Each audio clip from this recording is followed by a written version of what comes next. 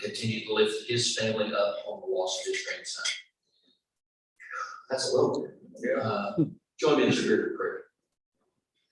Eternal God, we give you thanks for the blessings of this day, for the rain which is falling upon us very gently, and we are so appreciative of the rain and of the gentle nature of it. We give you thanks for the work of this club. We're beginning preparing for the first big flag event at the end of the month. We ask your spirit to be upon our efforts there, upon all of our work, upon this food. Take it to the nourishment of our bodies and keep us this day in your peace. In the name of Christ we pray. Amen. Thank you, Dr. LeVar. And Bob Bourgeois, would you start us or lead us in the pledge? Rusty, y'all, sorry. Yes, please join me in the pledge of allegiance. I Pledge allegiance to the flag of the United States of America and to the republic for which it stands, one nation, under God, indivisible, with liberty and justice for all. Okay, I think we have some visitors today. Don, you're going to share all the visitors that are future Rotarians. We have Erin, and she's a guest of Robert also. Hi, Erin. We have Alyssa Flores, guest of Patty. Patty? Yes, I want you all to meet Elise Flores. And Elise started just a. You don't need it. Oh. Thank you.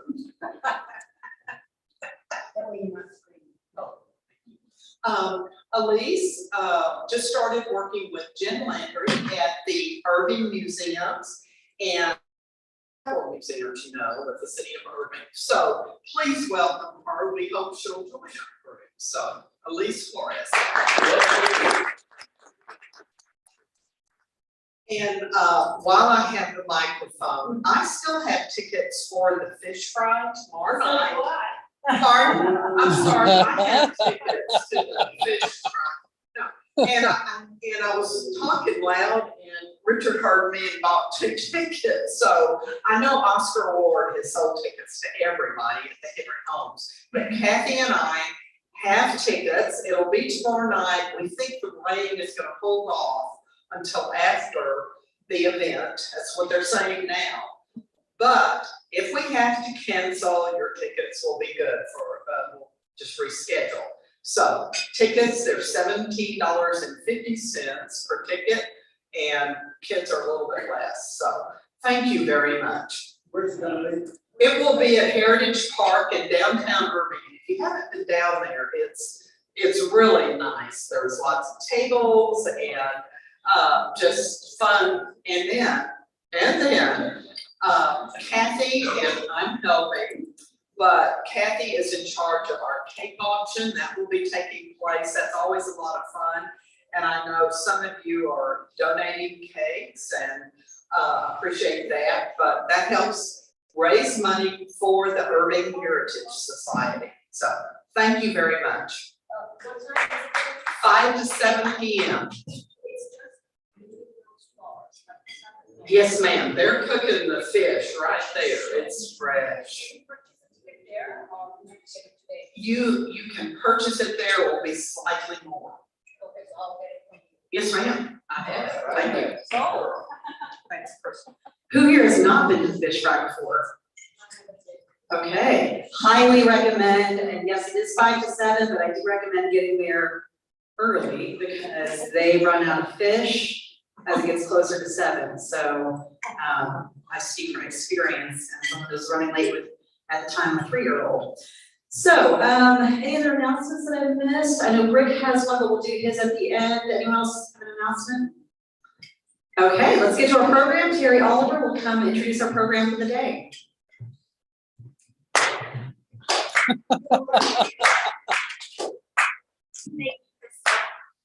Good afternoon. We have a very exciting program today. Jeff McKissack is typically involved in all kinds of risk assessment, whether it be physical, data, reputational. But I met him and we talked about his childhood fascination with the topic of UFOs. And he has personally followed this for decades now. There have been recent disclosures from our military and government that the spotlight has once again found its way to this phenomenon and has ignited the interest of Jeff along with quite a few other people. And it is that interest and passion that he's going to share with us today in a program that is truly out of this world. So you guys help me welcome Jeff.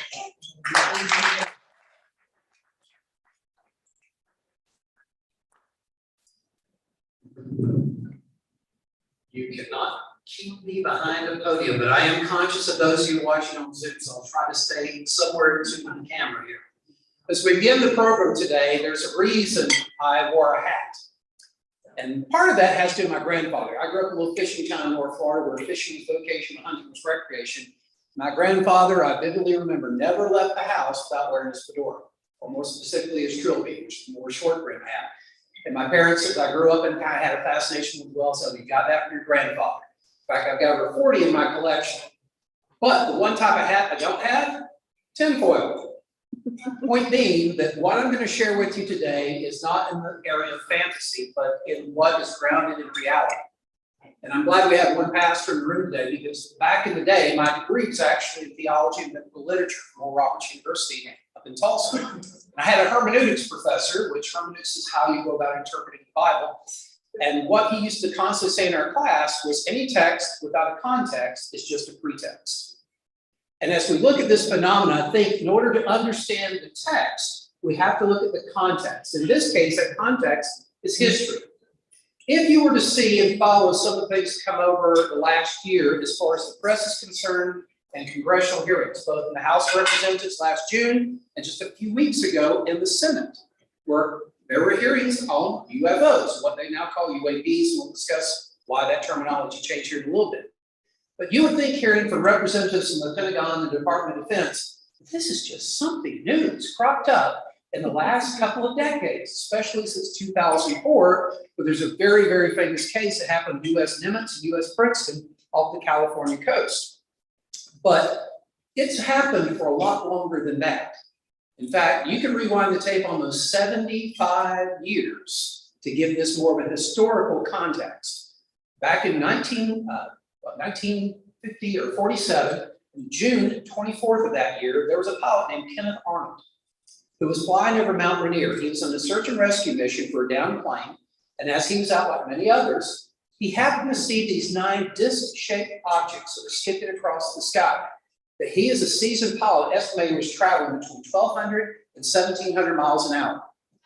We had nothing in 1947, neither did anyone else, that could pick up those kind of air speeds traveling in the sky. And when he landed, he was interviewed by the media, and it went international because they said, well, how do you describe what you saw? He said, the best way to describe it is they were like saucers skipping across the sky. And that was the first time the phrase flying saucers came into our vernacular. But less than 2 weeks later, something, we don't know what, but something happened in Roswell, New Mexico, less than 2 weeks after that sighting in Mount Rainier. And the reason I say that we don't know is because the U.S. Air Force has changed the story 4 times over the last 75 years as far as what it did happen. So we really don't know. But during that summer, the media dubbed it the summer of the saucers, because from June of that year till August of that year, there were 800 sightings of something that was in the skies. Well, that happened to kind of follow, and they saw some ebb and flow as far as the sightings over the next several years. But what really then caught the attention was something that happened in 2 consecutive weekends in July of 1952. If you ever bring up this topic to people, often the response will be, well, if it's for real, why don't they just land in the White House lawn and settle the issue? Well, 2 consecutive weekends, they almost did just that. 2 weekends in a row, something was seen over the skies of Washington, D.C. and the Capitol, to the point that the radars picked it up, fighter jets were scrambling. The pilots said they could not catch up with the objects. These were the best of pilots, covering sensitive airspace of our nation's capital. You think they probably had the best planes possible at that time, and yet they couldn't catch up. There were eyewitnesses as well. That made international news. Phone lines were jammed in Washington, D.C. And what happened is you had several groups, including US Air Force, CIA, Department of Defense people, that said, guys, do you remember about a decade ago when Orson Welles did a radio show? What happened to that? Well, now we have phone lines being jammed, but here's the difference. We're now in a Cold War with Russia. We've got a problem here. We cannot afford to have our phone lines jammed to the point we cannot communicate with our citizens if Russia were to spoof something in order to jam up our communication lines. We've got to downplay this. And so they formed a group called the Robertson Panel, and all of this is a matter of record for its freedom of information. It did so in January of 1953, where the CIA, Department of Defense, US Air Force, and most of your major media outlets came together. It was a collaborative effort. It said, we've got to downplay this. We've got to dismiss it, we've got to discredit it. If anything comes up, we have to basically quell any type of interest in this because it's a matter of national security. And at the time it happened, I get it. I absolutely give them a pass for that because it was truly a matter of national security, not because what was being seen in the skies, but because there was a threat of if Russia did spoof something and those communication lines were jammed, we had all been in a world of trouble. That's 75 years ago. The media, the military, and others have never really let go of that facade of obfuscation. In fact, I think they can intensify it. Then in the 1960s, you had something else that happened. We started looking into space. So NASA contacted the Brookings Institute to do a survey in the study and say, hey, what do you perceive is going to be the various cultural impacts as far as space travel goes on our existing culture? And there were a number of things. They looked at science, they looked at history, they looked at archaeology, they looked at all these different areas. But one of the areas they asked about was, what if, as we start to look into space and go into space, we encounter someone else out there? That's one of the questions they posed to the Brookings Institute.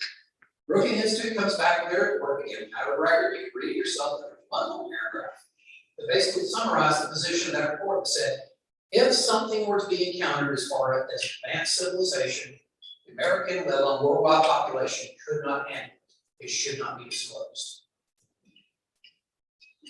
So again, we had someone at that level saying, we as the people could not handle the truth.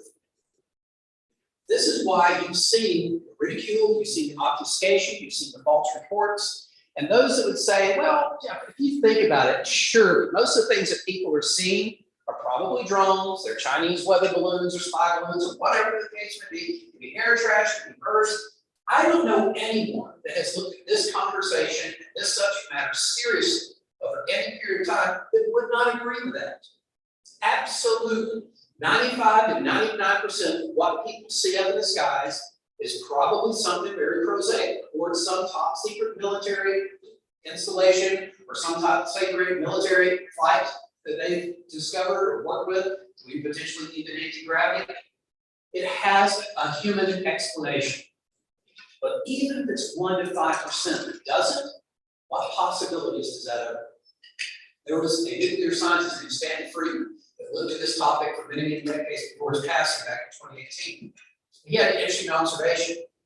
He said, you know, the skeptics on this subject matter, they have to be right 100% of the time in order to discredit this or debunk. Those that actually have a different opinion, we don't have to be right 1% of the time, we just have to be right one time. And everything changes. And now as the James Webb Telescope is going out there further and further into space, we're realizing this place is a whole lot bigger than we thought it was. It begs the question that most people look at and go, surely we can't be alone in all of this. So people's minds have been opened up, well, through science, but of course through science fiction as well, as we've seen these things put out in movies, TV, film over the years. But when you look at this, the ultimate question comes down to, okay, if it is something that is not us, what is it? Or who is it? And those who are looking at this now, including Harvard University, Princeton, Stanford, even University of Texas has a certain department that's looking at this now. And a lot of even grants are being given into research in this area, what they call UAPs. As the scientists are starting to look at this, and the philosophers and others, there are 4 basic hypotheses that they put forward. And again, these are only hypotheses, but at the same time, it's not conspiracy, it's not fantasy, it's scientific hypotheses. One of them is the one that most people would limit their beliefs towards, and that is, could it be something extraterrestrial? Yeah, sure, why not? Again, if you look at the vastness of the universe, could it be something out there of distance? Potentially. Could it be something far, far advanced that was long in existence before we were, that somehow figured out how to transverse light, speed of light, and get here and business? Maybe. In fact, Joe Rogan, if you're familiar with him as a podcaster, I think it was Neil deGrasse Tyson that was on the show once and said, come on, why would some advanced species out there visit this planet? And Joe kind of jokingly quipped there, he said, you kidding? We're the reality show of the universe. He said, we're on pay-per-view for other species out there. What are those crazy humans doing down there? Let's go check them out. That's more of a humorous hypothesis on that one. But that's one. The other actually is getting a lot more traction from amongst academia. And that's what they call the ultra-terrestrial hypothesis. What do you think about that? There has been a strong correlation, especially amongst testimonies from pilots, both Navy and Air Force, of these objects, structured objects coming in and out of our world's oceans, including in very sensitive areas where we do a lot of our military exercises. Numerous pilots have seen sonar and submarines have picked up because they seem to be what they call transmedium. They can navigate from space to air to undersea without any transitional problems, any friction. So what in the world is that? They keep seeing them coming in and out of oceans, Atlantic, Pacific, Indian, and others. So the question is then asked, could it be something that has coexisted with us on this planet?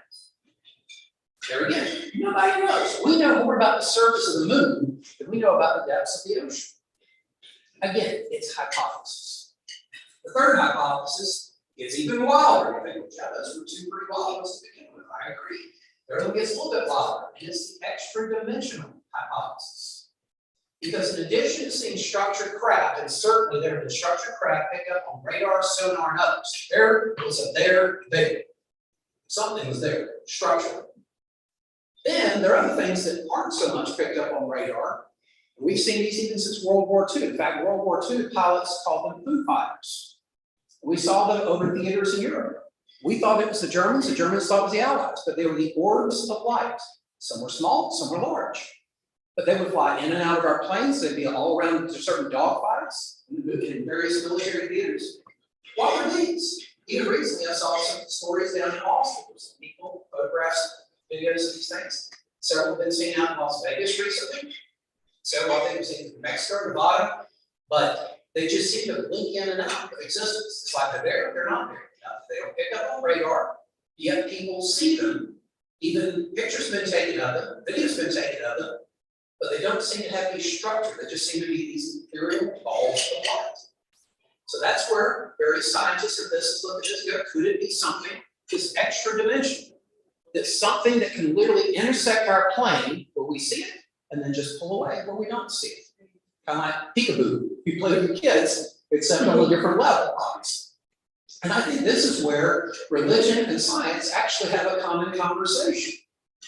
Because that's kind of what they're hitting at. Is it something that many would call spiritual or supernatural in nature? Could that be a possibility? Again, it's just a hypothesis, but it's one that has to be considered. And I kind of appreciate the fact that this has actually gotten traction with the scientific community. I was like, wow. It's considered years ago that theology is the queen of the sciences. And it seems that science may be coming around to the circle, realizing maybe there was something to this all along. And then the fourth hypothesis, is if three weren't enough for you, is the future hypothesis. In other words, it's us from the future coming back to visit us in the past. Kind of like a Six Flags ride, except in the future they buy tickets to come back and look at themselves. Is that a possibility? Why not? Got everything else on the table? Why not that? But even so, with those four hypotheses on the table, most would admit that we don't know.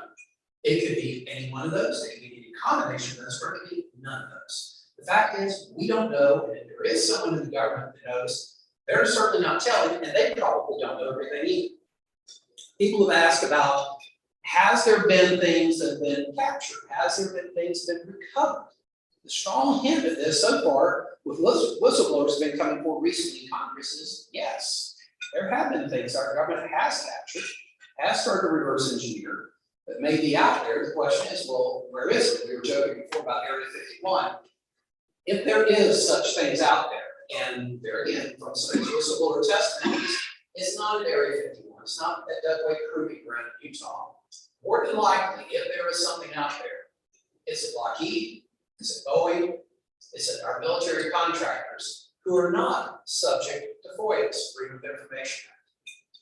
It's one of the reasons they feel that whatever was captured by the government is turned over to the private sector, because if it's the government, FOIA's could track it down. If it's a private sector, they don't have to divulge what they have. It's private. So it allows them to look at the technology, reverse engineer the technology, but they don't have to divulge the technology. And there again, there are people coming forward. I had an opportunity back in January to interview a gentleman named Dr. Irving. He's on Tucker Carlson back in January and February. But he's been on the circuit out there. He's the world's foremost immunologist. Stanford University, this guy's up for a Nobel Prize, numerous awards and accolades nationally and internationally. And he was approached by the CIA back in 2012. The reason they came to him is they said, we've got an issue because we've had soldiers, military intelligence people who've come into contact, physical contact with these things. And some have developed severe illnesses. Several have died from it. Some have developed blood diseases. You're the world's foremost immunologist. You've got equipment here at Stanford that nobody else has on the planet. We need you to look at this. And so he did. He looked at the MRIs, looked at the other blood work, and said, whatever this is, he said, I don't have a dog in this race. All I do is, as a scientist, I look at the information I'm given. And the information I was given tells me something is going on here. Because these type of things that they were looking at, MRIs and blood work, could not have been caused by natural means. And he said, the only thing I have to go on is the fact that I have these military people saying, this is what's been happening to drug personnel. So I was able to interview some because I'm not going to do the story unless I can actually interview people involved. And I got to talk to him for about an hour on a Zoom call to write this newspaper article. And it was amazing. And he said, Jeff, I'll say this, that the whistleblowers that I personally know who are starting to testify in Congress, both in the House and the Senate, if what they're saying ever does make it out of those chamber doors, it's going to cause quite a buzz amongst the public. And a lot of people are going to get really, really nervous. Things have been kept quiet for 75 plus years. And there again, one thing that people keep hinting back at is the fact that this has been going on for 75 plus years. If you look back, you could maybe make a case for even further. But certainly, as far as something that's been in the public psyche and zeitgeist, it's been out there for at least 75 years. So where are we going from here? We just had another Senate hearing 2 weeks ago, and I'm hearing that there's going to be another congressional House hearing that's set for next month. See if that one happens. But Congress is not letting this go. This is the one area that absolutely gets 100% bipartisan support. You can't find anything else in DC that gives this kind of support in Congress on both sides of the aisle like this does. But I think it's because constituents are telling their representatives, we want to know. And those representatives are telling the military and the defense contractors, our people want to know. They deserve to know. And that's where things are at. There seems to be this kind of struggle right now as far as, is it going to be disclosure or is it going to be more likely just this kind of drip, drip, drip, a little bit along the way, kind of wetting our palate for what may come next. But I don't think there's going to be anything major anytime soon, but I think it's going to be this continued drip. I don't know if any of you happen to catch what was released in that Senate hearing a couple weeks ago. A couple of new videos were released. And they pointed one that had a very prosaic, it looked like something unidentified, but it turned out it was just a prop-engine airplane in a certain light that caused a certain type of reflection in the air. But the other object they showed from the military drone over Iraq was about an 8 to 10 foot globe. It's supposed to be described as orb or sphere. It was metallic, you could see it. That was flying at amazing speeds and amazing maneuvers over Iraq. And that wasn't the first time. There's been photos come up of an exact similar object over a different part of Iraq. And there again, where is that coming from? People say, well, could be China, could be Russia. There is one congressman I love to hear him talk about this on TV. His name is Congressman Tim Burchett from Tennessee. And anytime he gets on there, he's a good old Tennessee boy. He gets that accent going. And they say, Congressman, could it be Russia? Could it be China? He said, oh, come on. He said, he said, if ever Russia could be on that thing, fly over, land at the White House lawn, and challenge Joe Biden to a wrestling match. He said, if ever China, right now we'd all be speaking Chinese. He said, it's not them and it's not us. He's been very forward with it. He's been in some of those closed door areas where he got to see the videos and photos that you and I don't get to see. He's not the only one, Romney and others are careful. And it's not just on the Republican side, it's on the Democrat side as well. People who've been in those closed door meetings come out with their eyes a little bit wider and their mouths a little bit more agape, which tells us there's something there. We just don't know what it is. And by the way, why did they change the language from UFO to UAP? Initially, it was done from identified flying objects to unidentified aerial phenomena. That changed in January. UAP is still there. Was considered unidentified anomalous phenomena. And the reason being, there's seemingly two manifestations of this. There's what is structured craft, and then there are these balls of light. It begs the question, are these things truly flying?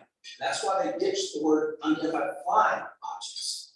So some of them are just stationary in the air. They blink in, they blink out, they don't go anywhere, they're just there. They don't fly, they float. But more than anything, they just are stationary, including according to these Air Force pilots, they're stationary and basically hurricane winds. They can stay stationary in the air. That's not a balloon, that's not a drone. They can do that.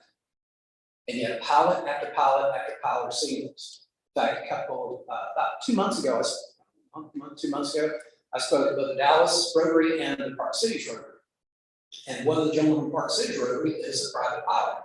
He reached out to me tonight. I'm going to be at his house in Highland Park speaking about 20 private pilots that have their own association. He said, Jeff, almost all my buddies are military pilots. Some of them have stories. Here's the thing. If we had come forward in those days and told our stories, we've been riding a desk. Because now it's all about if you see something, say something. Back in our days, if you see something, you better not say anything. So that has changed dramatically over the years, let alone decades. But I thought that was interesting with these pilots. I'm really looking forward to that tonight. He said, time's not an issue. We got dinner at my place, we're doing a cookout, and let's just talk. I said, oh, that's my favorite kind of conversation. It's two-way. So that's going to happen tonight. But more and more. In fact, I was at this club on the Sunrise Club probably about 3 or 4 months ago, and there was a Rotary Club from the University of Dallas. So about 20 college students here from the University of Dallas. And the president of the Sunrise Club will tell you that we were done. Those 20 college students surrounded me and would not let me out of here for about half an hour after the meeting was done, because they just had question after question after question, to the point they said, if we get some of our professors to agree, would you come over to the University of Dallas and speak on campus on this? I said, yeah, guys, you line that up. I'll be there with PowerPoint and everything. So just those kind of things I love, especially the energy that comes from the youth that are looking at this topic. And the reason I love that is because if nothing else, it ignites that imagination. It makes people think, what if? Many of the things that we have today, including these things, came from people who watch shows like Star Trek, Star Wars, and said, I wonder if I could create something that does that little flip thing and talking to it. The tricorder that we saw in Star Trek became the iPad of today. And the people who invented all these things said they were inspired by those science fiction shows. So if nothing else, I appreciate the fact that this phenomenon has ignited some of those imaginations, some of these younger people that may go, what if we could make something that could sustain itself at hundreds of miles an hour winds? What if we could create something that has anti-gravity? It's opening up the imaginations and stirring interest in science and technology. That's a good thing. So there's a lot of stuff going on behind the scenes, and I think there's going to be a lot of ripple effects from it. But that's kind of the state of affairs where we are right now. We've got about 5 minutes left here. So this is the part that always gets interesting because this is Q&A time. I've already had a couple, so I got some questions. So let's start with there. We'll go from that. So give you the mic. Great presentation. Thank you. I appreciate it. Very interesting. Two-pronged question. Do they live among us? And when they come back here to Earth, are they coming after the H2O or the dilithium first? As far as, the living among us, it's interesting. Robert Bigelow Aerospace, he was on 60 Minutes a couple of years ago. And they asked him point blank, because he's a military defense contractor. He spent billions of dollars But certainly in this area alone, research, he spent millions of dollars. He's probably spent more than any other private citizen on UFO research. And here he is working with NASA, working with the government, working with the DoD, and they asked him point blank in 60 Minutes, don't you think that, if these things were revealed, they were real, they revealed themselves? He said, are you kidding? They're already here. That was his words. Go back and look at that 60-minute interview. And they said, well, you're saying something about that. Aren't you afraid that people are just going to think you're crazy? He said, I don't care. Actually, he said something else. You got to put this fill in the lights in. I don't really give a darn. He said, it's not going to change what I know. He said that on national TV on 60 Minutes. He's one of the leading defense contractors. So do they live among us? Well defined among us. Because they may share this planet, in fact, they may have for a very, very long time. Probably in California. If that were the case, they'd already moved to Texas by now. But the other prong was, the water. Well, the other part that's interesting is the fact, again, correlation between water and these objects and nuclear technology. There have been several of these things seen, of the nuclear tests going all the way back to the original testing in, Trinity, New Mexico, back in 1945. There were objects seen at that time of the airspace. But certainly almost every type of nuclear test they've been seeing, not just us, but other countries as well. In Malmstrom Air Force Base, there's a case back in 1969, where a glowing red object was seen over Malmstrom Air Force Base. And the commander of the base has given testimony before Congress, and he's told the story many times since, that when that red orb appeared, all the people on the surface saw it. He was in the bunker way, way below. And they got the call that there's this red object that's hovering over the Air Force Base. And within seconds of him being told that, all the ICBM missiles simultaneously shut off. He said, we can't even do that. I'd have to go silo by silo to shut them down, yet this thing did it simultaneously.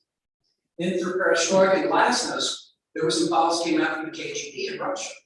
They had a similar incident in one of their Air Force and military and nuclear bases, but it's the opposite now. Their missiles, there was an object over the skies, and their missiles all were turned on.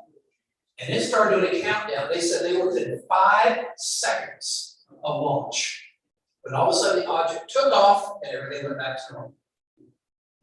So there is some interest they have with what we're doing as far as nuclear technology is concerned. So to answer your question, they're interested in something.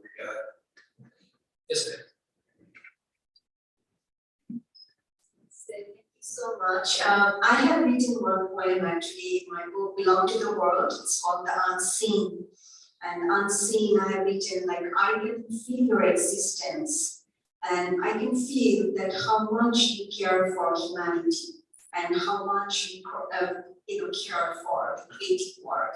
To me, this unseen existence, they like creative work, they like peace, they don't like destruction, and they are far more intelligent and noble than a human being. Thank you. All options are still on the table. Someone else had a question. Yes, sir. Right there. Do this for the people on Zoom, so you guys are privy to the same questions. This is not a question you will think I'm crazy. But when I was in college, 56, 57, my fraternity brothers named Robbie and Sigford, they have a ranch in New Mexico.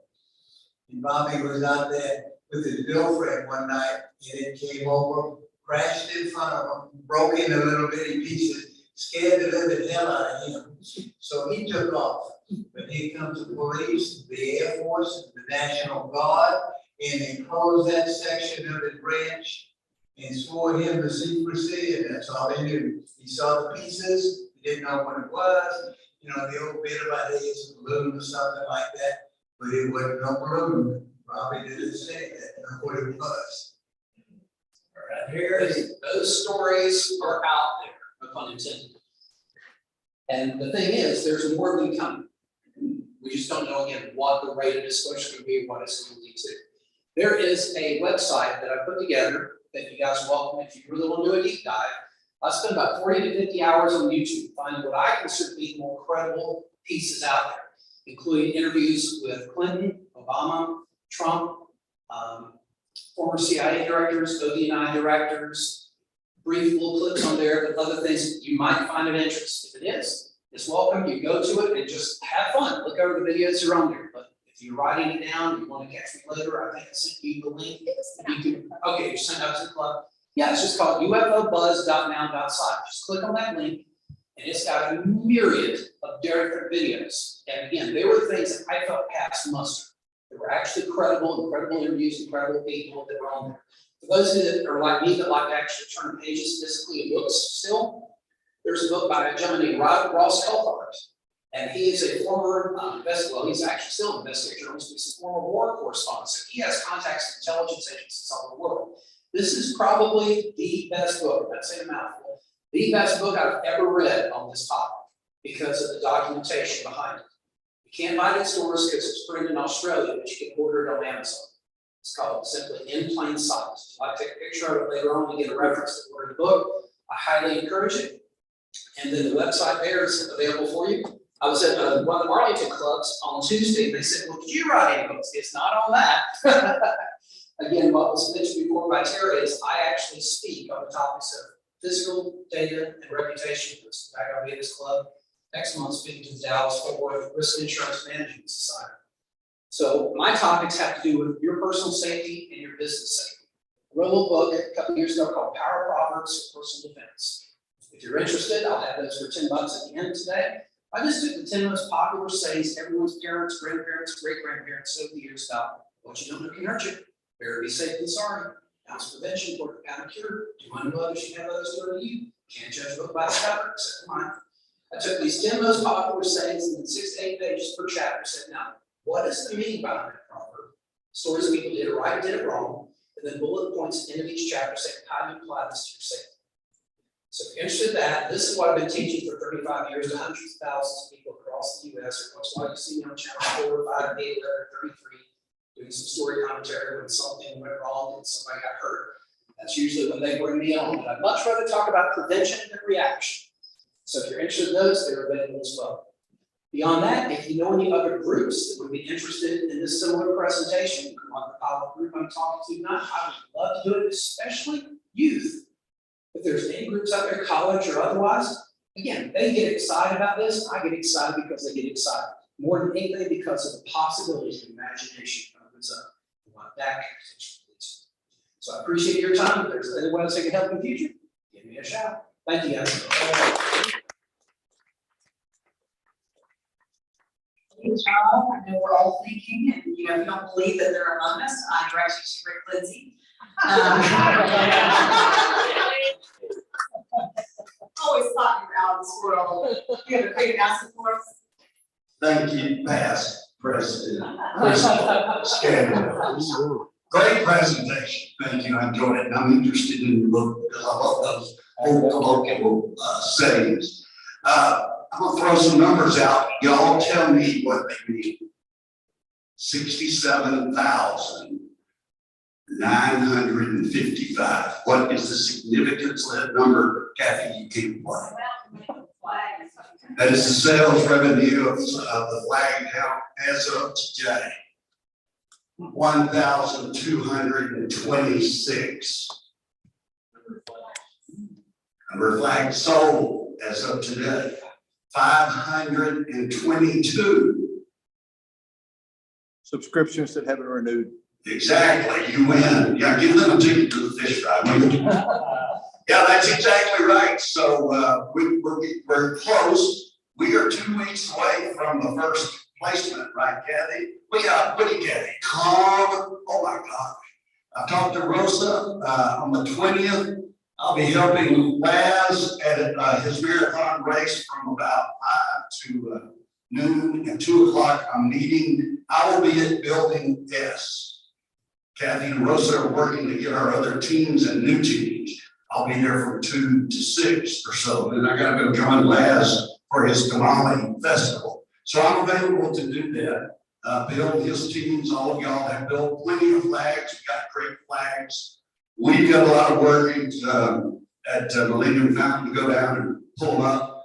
Harry, you're gonna be out helping me in Grand Treviso, putting those sleeves in. I wore 28 there and probably about 24, 25 with Cody and Salvation Army. A lot of work to be done between now and the first placement. Thank you, President Skin. I got promoted there, past president yet. John Van Buren, will you lead us in the four-way test, please? Absolutely. Thank you, sir. You will all stand and